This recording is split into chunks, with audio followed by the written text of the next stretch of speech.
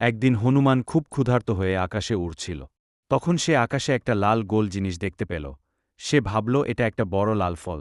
আসলে সেটা কোনো ফল ছিল না, আসলে সেটা ছিল সূর্য। হনুমান ছোটবেলায় খুব দুষ্টু আর শক্তিশালী ছিল।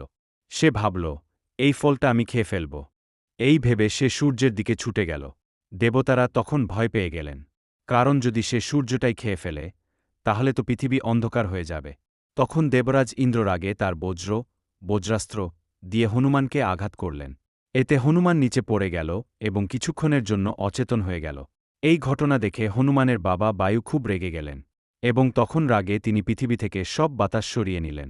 তখন সব প্রাণী শ্বাস নিতে পারছিল না। দেবতারা বুঝলেন বড় ভুল হয়ে গেছে। তারা সবাই এসে হনুমানকে আশীর্বাদ দিলেন, যাতে সে অসীম শক্তি, বুদ্ধি আর সাহস পায়। এরপর থেকে হনুমান হয়ে উঠলেন এক মহান বীর, যিনি সবসময় ভালো কাজের জন্য নিজের শক্তি ব্যবহার করেন।